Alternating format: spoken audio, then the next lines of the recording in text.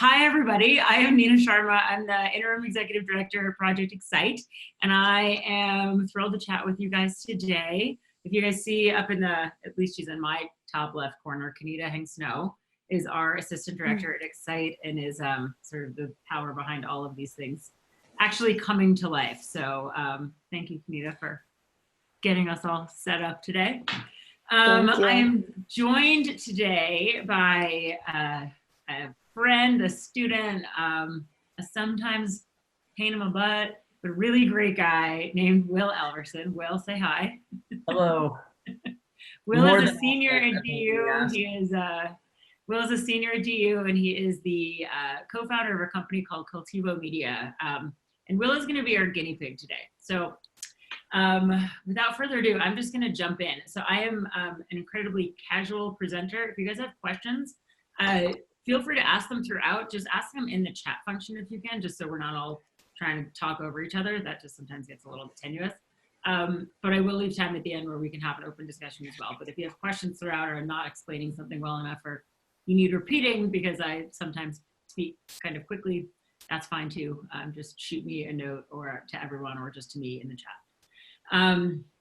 So I am gonna share my screen with you. Let's see if I am gonna share my screen with you. Ugh, that's not gonna work, sorry. Now I need to figure out how to do this properly. Share screen. Share screen, this one. Okay, okay, so here is my slideshow that you're actually seeing all my notes in. Sorry guys, I should do this, I should have set this up ahead of time. Play from start, there we go. Okay, so I'm gonna talk you guys through the business model canvas today. Trying to see, okay, so has anyone, hang on, this is actually gonna be really confusing. So I might, what are you guys seeing right now on the screen? Are you seeing? It was just on presenter view. What are you guys seeing now? Yeah, are you seeing the deck? No, my screen sharing is paused. You're not seeing it. We're seeing the sidebar basically. Okay. It's like a really tall, skinny PowerPoint window. Okay, that's interesting. Okay, I'm trying to have two things open at once, which is proving to be more difficult than it should be. That's okay. We will make do. I'm going to do a new share of this. So ideally you can see, no, I should do it. If you need your notes, the presenter view wasn't terrible. I mean, yeah, it's not that. I was trying to actually fill in the business model canvas while we were going, but that's fine. Can you see the whole thing now? Mm-hmm. Okay. Yeah. Okay. Are you seeing presenter view or are you seeing regular presenter view now? Now it's presenter view. So strange. Why is that? Ah, sorry guys. I really should have this figured out, but for some reason I don't. So that view looks good. This view is fine? Mm-hmm. You can see this? Yeah. All right. Okay, so good, and then I can also see you guys. So sorry if it looks like I'm not looking at you. This is just bizarre. Anyway, Zoom problems, right? It's like a whole new set of problems. I'm actually prepared, but it's like I didn't bring my like whiteboard marker or something. Same thing. So a business model canvas, in case any of you are not familiar with it, also known as a lean canvas. It's a really simple way to frame your business. So the days of the 100-page business plan. Has anybody ever tried to write a giant old business plan? Like one of those 100-pagers? Okay, we got a couple. How many of you actually use them as a resource after you wrote them? So, oh, you did? Okay, that's impressive. You might be the only one. So the idea of a business model canvas is that it gets all of that same information without the sort of very, very lengthy explanations of everything. It's lean and it's also really flexible. So it looks something like this. It's got these 9 different squares or 9 different sections, and they all are interrelated. So what we're going to do today is break each of these different squares down. So actually this view of it is sort of the standard view. This view I like a little bit better. It shows you sort of how to think of each of these different things. I honestly find the icons incredibly helpful, and the fact that you're starting dead center. So sometimes that confuses people. It's not linear, it's not left to right. It starts in the middle, and then you see how everything kind of maps onto one another. But this really just is a simple way to lay out everything that you have going on in your business. I also find it to be something that you can go back to over and over and over again. So you're not just creating one thing and then sticking it in a drawer and never looking at it. You'll actually have these at different phases of your business. Whenever something big changes, if anything big changes in any one of these sections, it's going to change all of the other things. So instead of having to rewrite an entire 20-page section or 100-page business plan, you'll be able to make really quick, nimble changes. It's bullet pointed, but it's still detailed. But it actually works pretty well. So that is where we're going to start. So Will, being our guinea pig here, is, and I might actually end up typing, okay, actually here, if I have this up, it still works. I can actually type into one so that I can share at the end. So Will's going to be our guinea pig and start with his value proposition. So Will, why don't you take it away with a little bit of explanation about what Cultivo is, how you guys got started, and answering these questions. What are the pain points, the pain points that you're solving? What are the key features of your business? Why are you guys the ones to do this? Yeah. So I'm actually going to do this for a product that we have built. So specific product, but it's about to be founded as a separate entity in these next couple weeks here. So actually perfect time to be doing this. It's called Resolar, and basically it's a really simple platform for connecting students to short-term freelance work and other experiential learning opportunities. So as far as pain points, we kind of have a few things. One, students want more work experience. They need, good sort of applied learning opportunities outside of just internships and things that are really structured. So sort of teach them how to deal with that professional ambiguity and become a little bit more confident in their own work. The other thing on the university side, and I'm sure Nina can relate to this, but because we're sort of solving the problem for people like her, but universities have job boards where there's internships and jobs posted, but for short-term requests for really specific student labor tends to fall through the cracks because you can't compete with, all the internship postings from Lockheed Martin and GE, or it's just a short-term thing that doesn't really fit within there. So one of the pieces of research we point to for this was at DU, we could document annually, there was about 8,000 requests for short-term student labor throughout all the different departments that were just falling through the cracks. And we actually talked to UCLA's career services, and they get over 100,000 a year. So huge kind of two unmet gaps that we're bridging. What sets us apart, we do not take any money off of completed projects. We're set up more like a recruiting website. So students are not having to pay for this, and it's really accessible for small businesses.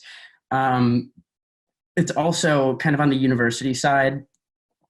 Software for universities tends to be really clunky, and it's a whole system with a lot of training and requiring departmental budgets. So we've been deploying for free and making lives just as easy as possible for the university partners.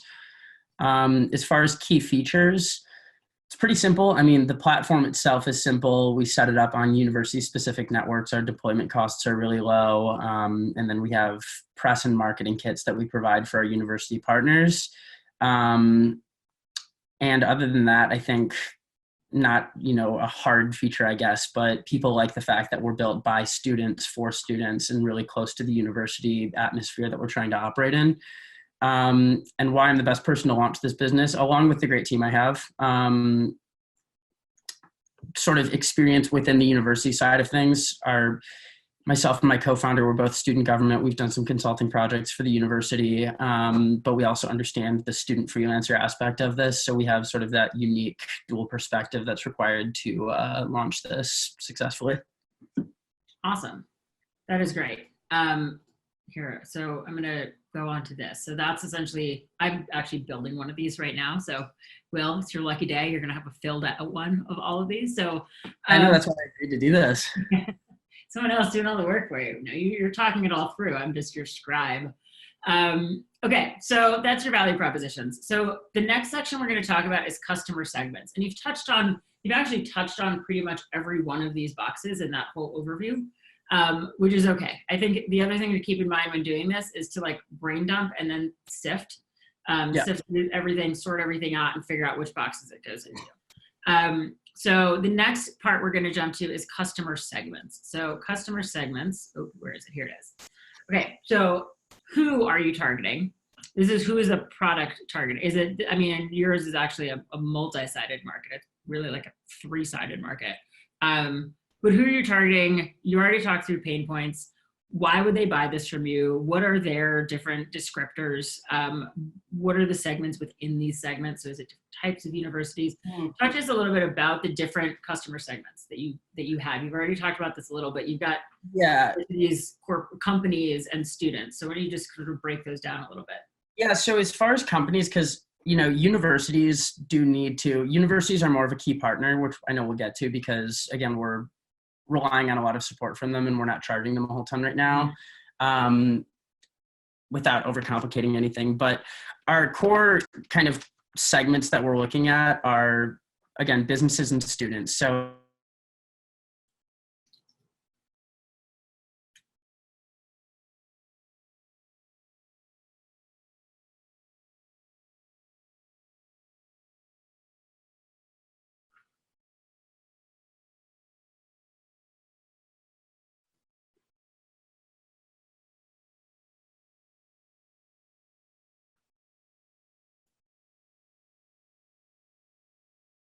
Will, I can't hear you. And I think my Wi-Fi. Okay, everyone just said, Will, you cut out. So are you there?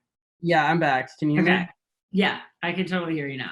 Yeah, sorry, my Wi-Fi has been really shaky. That's been happening a bunch. That's okay. I think that's probably true for everyone. Yeah. As well as so as far as customer segments, the biggest thing to remember is if someone's looking to recruit students, they're probably going to be cost conscious. So what we really see here is small local businesses. So things like restaurants, anything that's in close proximity to a university community that might be looking for help on things like marketing or web development.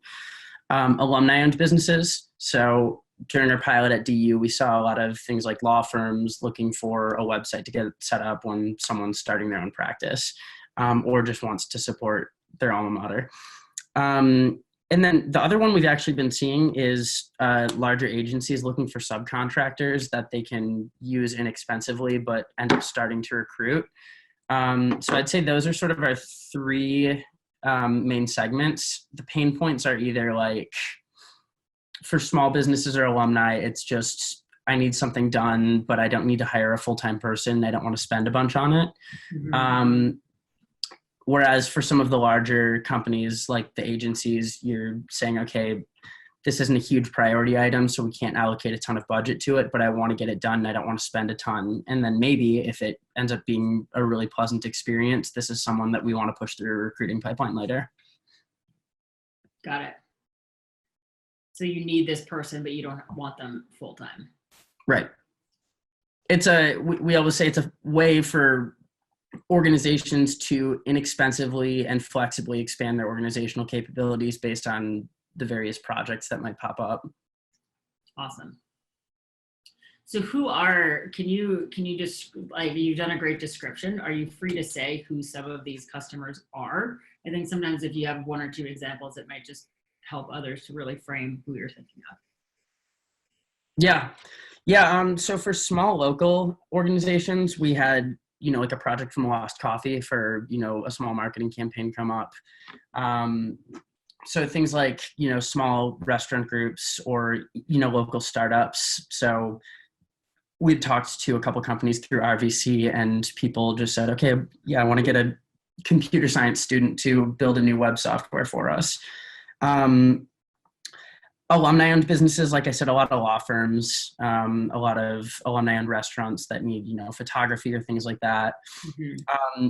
Agencies are actually kind of going directly through us, but when we relaunch with our V2 in this next week or two here, we actually got some word from Boston Consulting Group that they were going to start using it to subcontract for things like photography and web development when it was just backlogged. So it's a pretty wide range of companies. Awesome. That's great. Sorry, there's another dog barking, which means you might start hearing barking in the background. Okay, that's great. So in the last question I just asked Will about what the actual companies were, or describing specific companies, I actually find that to be super, super helpful. The more specific you can be in building your business model canvas, the better, just because that you'll actually be able to see how things change if you have more specific. If you're talking in broad strokes, it's really hard to see subtle shifts, because I'm sure all of those descriptions that Will just gave us, they're very nuanced. It's not just small businesses. It's small businesses that have close proximity to the university, or our startups and are budget conscious, or are alumni owned. Like, they're very specific niches within small businesses. So the more specific you can be and the more examples you can put in, you'll have an easier time than going back and editing and pivoting and iterating on this as you go. Okay, so next section after customer segments is channels. So how do you get your products to your customer? How are you selling, distributing? Is this virtual? Is it mobile? Is it in the cloud? Again, this is, sorry, where is it? I guess I don't have a map. Yeah, so this is the different channels and how they map onto these different segments. Awesome. Well, take it away. Yeah, so the biggest thing, since our users are local businesses and students on a campus, I guess the stakeholder who's best equipped to do that is the university itself. So most of our communications is sort of designed to equip universities to communicate on our behalf. Okay. So, for example, we're doing another launch next week. So we have a whole PR kit put together of infographics targeting students, local businesses, faculty, sample emails, sample social posts. So the biggest channel is through the university partners directly, because they already have email lists, they already have marketing departments. No one knows how to target their students and their communities better than they can. Yeah. So that's the biggest thing as far as our users. Now, the part with that we have to do as far as marketing is getting universities excited enough to do that for us, which requires marketing towards the university partners. So how do you guys do that? Say again? How do you guys do that? How do you guys get plans? As of right now, it's been mostly just direct communications via just email and phone call. What we're going to start doing, because we can make a good case for that, but again, we're asking a department in the university that's already spread very thin to do a bunch of marketing on our behalf. So what we're going to start doing is reaching out to a lot of education publications that are, kind of industry standard, industry read publications to try and, I guess, drive a little bit of the trend in our favor. So reaching out towards EdTech publications and talking about experiential learning, reaching out to career service publications or email lists, seeing if we can get onto that. And then, as that scales up, then hopefully there's going to be opportunities for other sorts of content creation. So maybe an email list or, even engagements at conferences or things. But for right now, I think the channel that would best suit us is trying to, hopefully just write some articles and publications. At the same time, then, I guess with targeting businesses, we're probably going to help with say we're launching at University of Miami next week. That's which I'm excited about that. But one of the things we'll do is, since they have their alumni newsletter, they have newsletters to the students, we will help with outreach to local small business associations, chambers of economic development, chambers of commerce, just to sort of spur more of those local businesses getting on. So the channels are all pretty direct. Awesome. I see a question in the chat here. Yes, it says, what's in it for the university besides helping students? So why would a university say, yes, we want to work with Mozilla? Yeah, the biggest thing is as a community engagement tool, besides student employment outcomes, for a career center or an entrepreneurship department like X-ITE, you know, the more numbers that you have that you can point to as far as student success, that typically translates towards more financing for that department. So since we're making it pretty easy for them as far as financial commitment, it's mostly just, you know, helping us with marketing. That's something where, you know, career service departments or entrepreneurship departments are typically willing to help us with marketing and give us the support for that.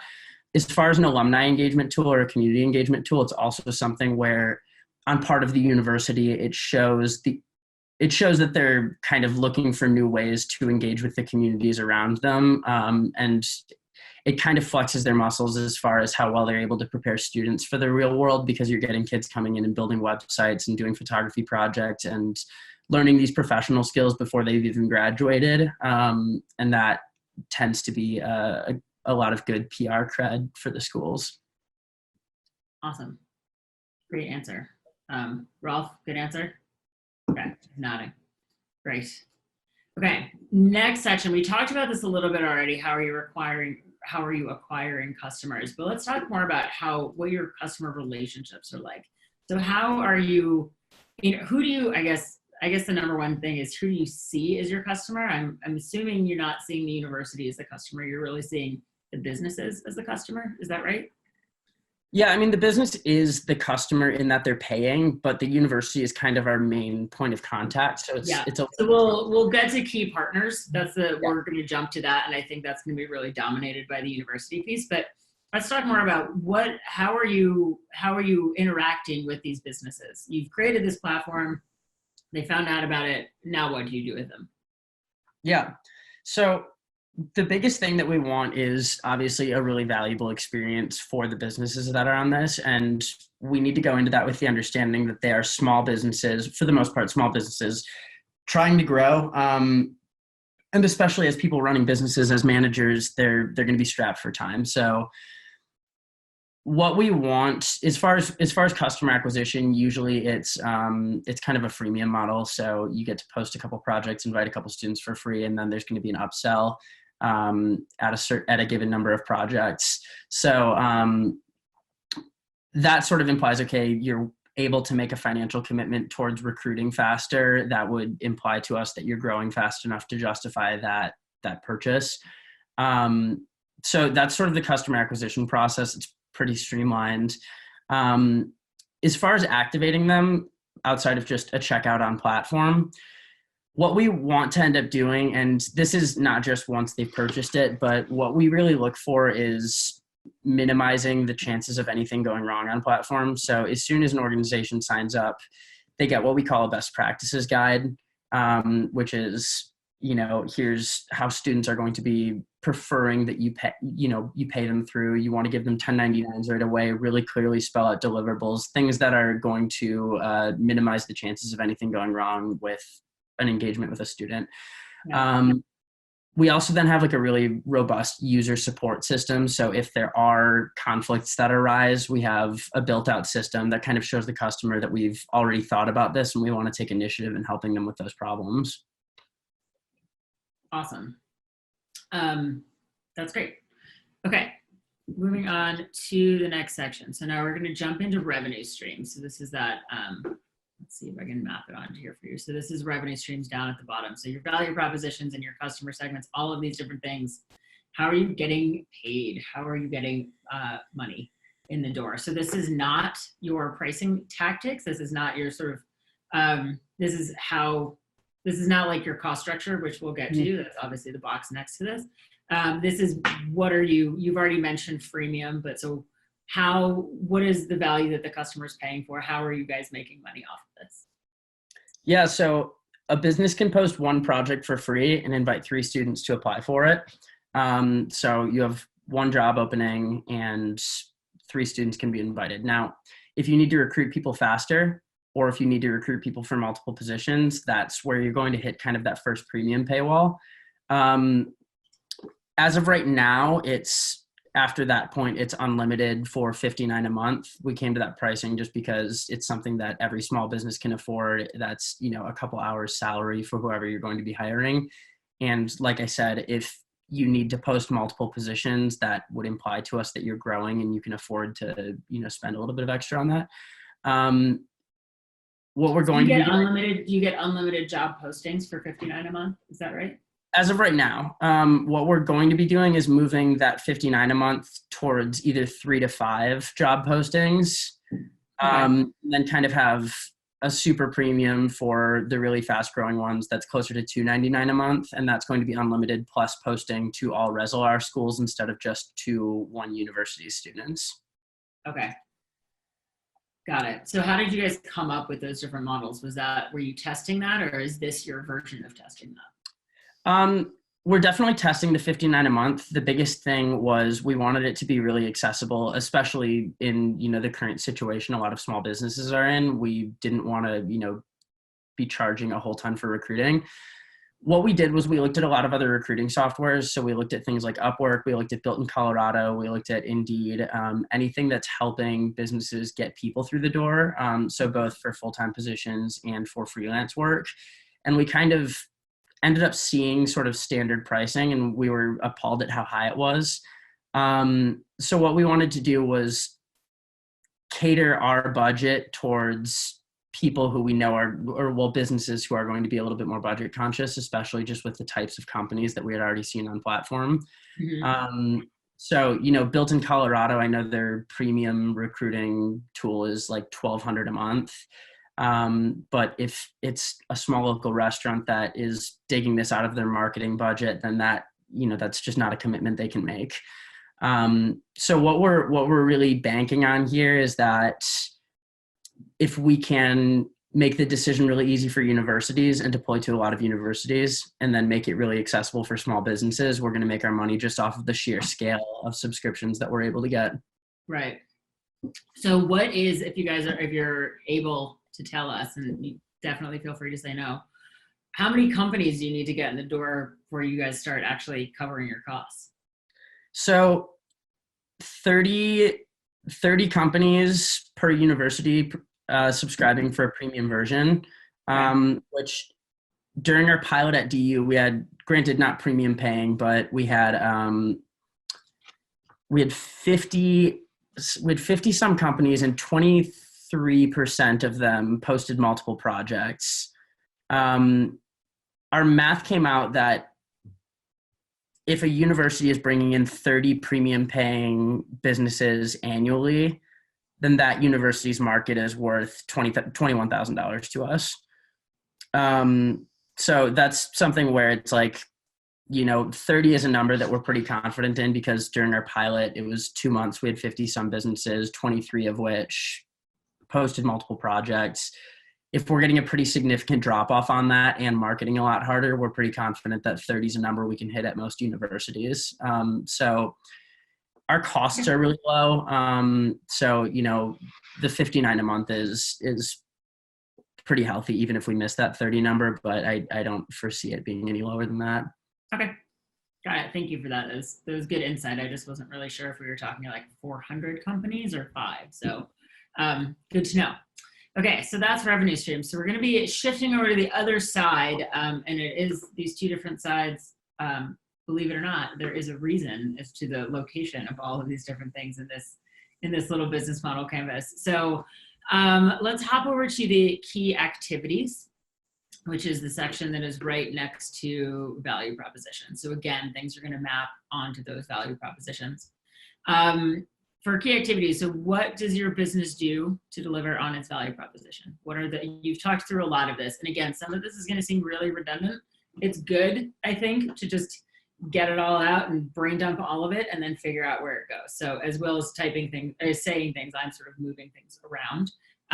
But again, it might feel like you're answering the same questions over and over again, but you're looking through a slightly different lens for each one of them. So key activities, again, what do you do to deliver on that value proposition? What's the highest priority thing you need to do? This is the one section that I tend to think of as like my to-do list. This is the okay, here are the top 5 things that we need to be doing right now. Whatever that may be. I can spitball for Will what I think they might be, but I'm gonna let him chip away at that. Yeah, so we actually break this down into sort of 3 sections internally. It's product growth and market development. So product is really important because that also encompasses our user support system. And when we're talking about our customers' key value, it's really in creating valuable matches between students and businesses that are looking for student workers.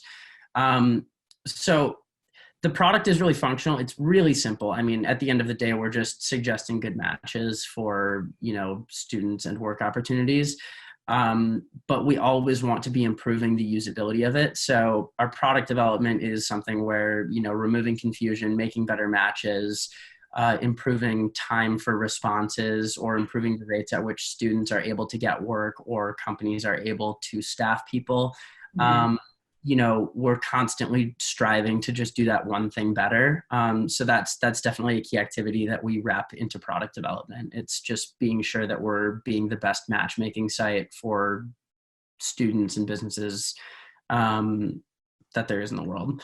Okay. The other aspect then is growth.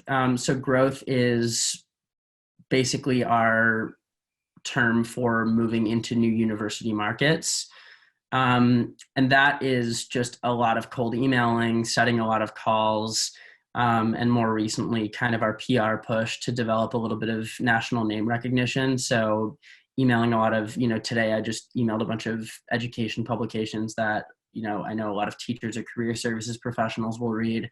And, that'll be something where I'll talk about the value I got out of applied learning opportunities at DU, and then have a nice little plug for Reslar at the end.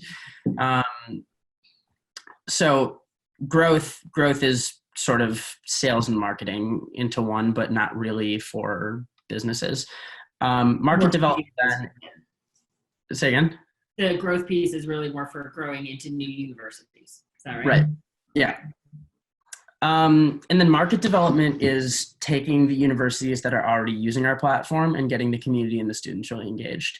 Yeah. So market development, we can lean on the university a lot for getting students on board and alumni, but we really want to hit it out of the park with them so they continue to throw their weight into it, and see the value for supporting this platform. So that's something where we will reach out to local chambers and SBAs and OEDs that can help push this to more businesses. We've had some luck in Denver talking to venture capital firms that want to push it to their portfolio companies. So market development is, again, getting more businesses on to deliver value for students in the university. Growth is getting it towards more universities, and product development is trying to better execute on the matching that we do for our customers and our core users. Awesome. That makes a lot of sense. Thank you for all that. Okay, so as we see, that maps on to value proposition there. And then next section, key resources. So what are the physical or digital things that you guys need to make your business work? Are you trademarked? Do you need a trademark? Do you need physical space? What do you need to keep your customers and employees? So what this maps onto those key activities. So thinking through product growth and market development, what are the key resources you need to get those things done? Yeah, so product wise, there's, a laundry list of different tools and APIs that we use that help us deliver this. Our user support system is built on a tool called Typeform. So instead of having to code the entire thing and, have another 100 lines of code for, probably more than 100. We just have a simple form that's embedded with logic to point people to the right place to solve their disputes. All of these different tools that we use to make the platform run. So I guess technical assets. So, SendGrid we use a lot for email notifications. That's really important for keeping users active. All sorts of product management tools. So under product, it's mostly just technologies that our core tech is built upon. The biggest things as far as business operations, kind of our PR and contacts that we have at schools. So, we have a list of I think 250 American universities with, their career, contact information for career services, entrepreneurship, the business school, engineering, arts and humanities. So we're able to, even down to student government. So that's been really important because then we're able to kind of attack from multiple fronts when we're trying to launch at a new university. And what ends up happening more often than not is a department will say, this is awesome. We want this, but we don't have the bandwidth, and we'll be able to immediately follow up and say, well, this department's willing to run it for you. Mm-hmm. So that's been huge because it's essentially just a little CRM where we're able to manage these multi-stakeholder groups. So that's been a big resource, kind of these contacts. And then I'd say also just outside of that, I guess PR or something that's becoming more of a resource is, industry contacts. So people that will provide us a little bit more credibility as we go into this. So, we've been being advised by some people who run large staffing and recruiting companies, and being advised by someone who runs a large market intelligence company focused on education. That's something where you can go to a career services department and, they'll see that this person is tied with that, or you get a warm intro from someone like that, and the conversation's trajectory just immediately changes. Yeah. Awesome. Thank you. Okay. So you see that one, resources, maps onto activities, as just mentioned. And then this is the key partners. So this is who are the partners and the suppliers you need to make it work. What do they do? What do you need? What do you need to work? Who do you need to work with to get your idea off the ground? Who are your targets? So a lot of this we've already talked about as well, but why don't you go through who you think key partners are for Reservoir? Yeah, the biggest thing, and it was funny because it was how it ended up working at DU was it ended up having to be a partnership between Project X-ITE and Career Services. But for some reason we thought we could just go one or the other at every other university. And it turns out that the structure we have at DU makes a lot of sense. Mm-hmm. So typically what we'll have to do is we'll break the ice by going through a career service department. And usually we get an answer, something like, yes, we absolutely want this, but we need some other support for getting this off the ground. And that's where we typically engage with entrepreneurs or business or engineering programs. So the universities are the biggest partners, just because, it's complex multi-stakeholder groups, everyone's spread thin.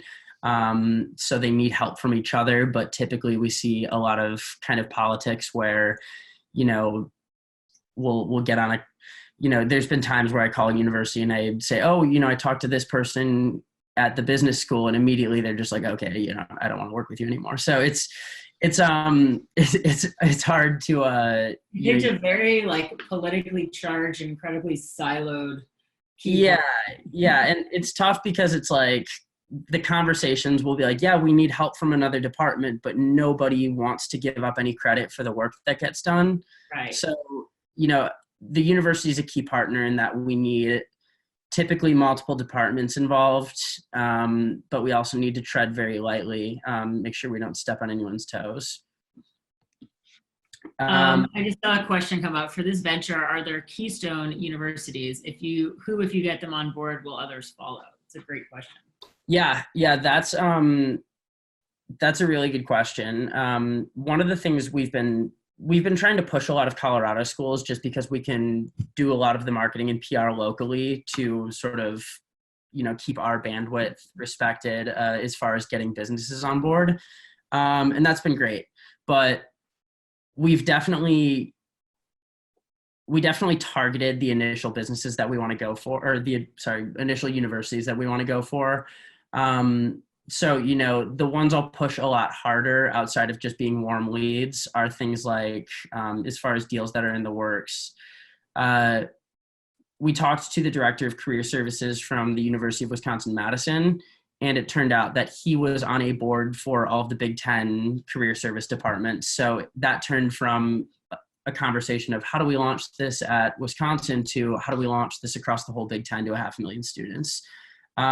Similarly, a lot of times, and there's kind of a situation like this going on in Colorado, but we did a proposal for the state of Idaho where we had started talking to Boise State, but then it ended up becoming, oh, why don't we do this through the Board of Education, launch this to all of our state schools.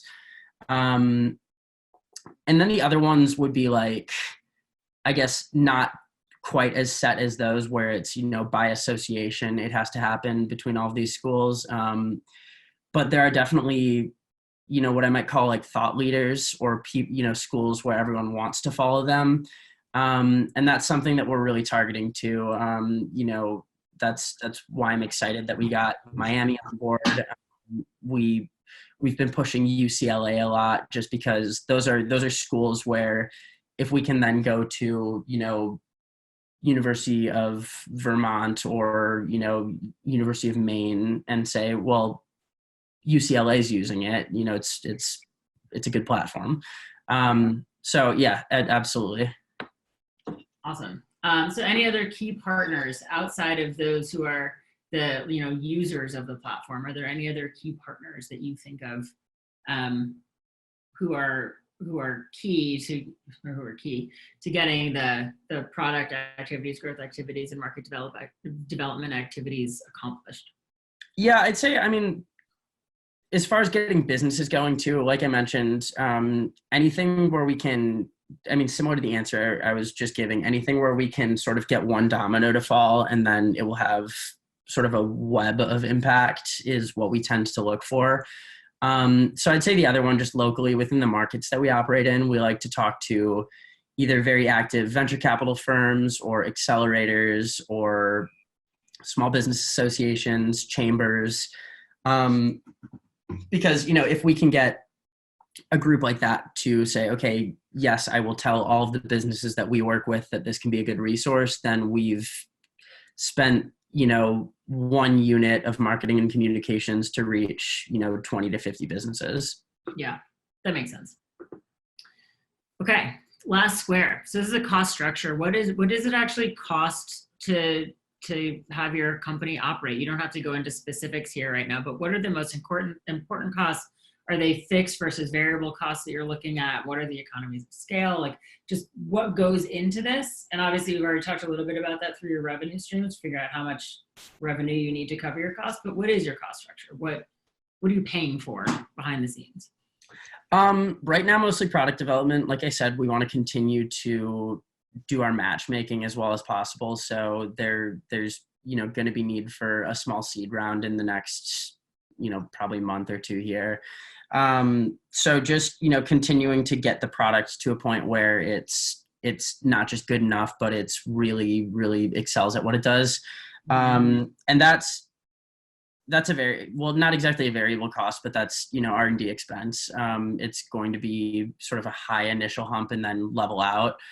As far as our variable costs, the nice thing is that we can deploy to each new university market since we have set marketing kits that we use for everyone.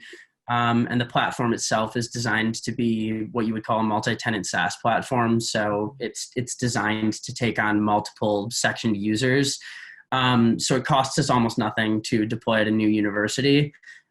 So, the biggest thing is just our time, how much time does it take to communicate with a new market and, set up these, communications with the community around us. So, it's no huge fixed costs. Variable costs are pretty minimal. And we would definitely like to start investing more in marketing and growth once we can, get some dollars revolving a little bit more. But as of right now, the costs are next to nothing. So if you're thinking in terms of like a customer acquisition cost, what are you thinking of that more as to get the university on board or to get companies on board? And if so, do you know what your customer acquisition cost is? Yeah, right now it's massive because we had a huge sales campaign when the product was still like half baked and reached out to our whole list and got 0 yeses, but now it's going a little bit better recently. So you reached out to companies to get them? That was as far as universities. So last year when we launched this, we reached out to our whole list and got a lot of yes, but not right now. Now, the macroeconomic conditions that we're dealing with right now are helpful for that to come through because nobody can get jobs. So, that's been a little bit easier. But as far as, and to answer your question, cost per contract with a university, typically, and it's hard for me to value my time on this just because I'm it's mine. I'm okay working late nights on it and I'm more looking big picture with it. But typically 1 or 2 emails to get a call set, 30-minute call, follow up with a proposal and a legal kit, and then a second call to sort of discuss implementation. That's how it's been going recently. As far as businesses go, that's going to be a little bit trickier because we are going to be hiring some salespeople, and I do need to figure out how they're going to be compensated, whether it's like a market territory type thing or, per business that they sign up. But, that'll probably have to be a variable cost based on performance, especially since we're probably just going to be hiring students. So at least for right now, costs are really minimal, but going forward, it's going to be salespeople. It's going to be, a full-time product team in all likelihood. And that's when we're going to start looking at, okay, how much time does it take to get a new university set up? And then how much time is invested in each university market in getting the number of businesses that we need. So. Awesome. Okay, so this is how everything mapped. And actually, I'm going to show you this. This actually, I think, find to be really, really useful. Just one side, you're talking about customers. The other side, you're talking about the infrastructure. Not sure if that was apparent to everybody, but here, I'm going to stop the share and then share again so you can see the final thing. So can you guys see this Word document? So this is everything that Will just talked through. Will, did I sort of capture everything, you think? Yes. Yeah. No, this looks really good. So here's your full on, this is essentially your business plan, right? This is everything you guys are doing, everything you're working on, all the different things you need to think about. One of the things that I do find that's missing here, and I think if you're going to put it anywhere, it would go into key resources, possibly key activities, is the culture piece. Sort of what is your company going to be like? It's something that this Lean Canvas doesn't really touch on specifically, but if you're going to talk about your culture and how you operate, that would go on the infrastructure side of things. It can also go in that customer relationships piece about how you're treating how you're treating your customers. That's definitely your culture, but also those key activities and that the resources like the internal stuff, how you're treating your employees or your teams. So it's one thing we did not quite cover. We're a little bit short on time because that was like super in depth. So I want to pause. Well, first of all, thank you, Will, for being our guinea pig and for going through all that. I hope it was useful for you. I will obviously send this to you so you have it. Thank you. But where did my chat screen go? Oh no. But yeah, any questions, comments, thoughts? You can also unmute yourself. There's so few of us on here right now. So feel free to unmute if you've got questions for myself or for Will.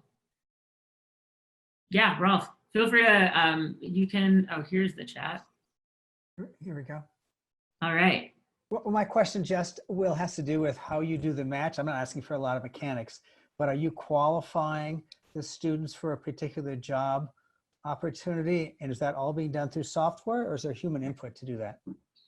Yeah, so we pretty much just recommend candidates. As of right now, when a business submits a, call it a mini RFP, but you submit a project opportunity, and what they're going to do is indicate a list of skills that they would like to see in candidates. And similarly, when students sign up, they talk about skills that they have and, would like to see job opportunities with. So it's kind of a best match. You meet X out of Y skills for this, so you are a top recommended candidate. And then once a business posts a project, they immediately see recommended candidates. They can see the full pool, but they get the recommended candidates. And likewise, the students who have been recommended for it get the project dropped into their email through a notification.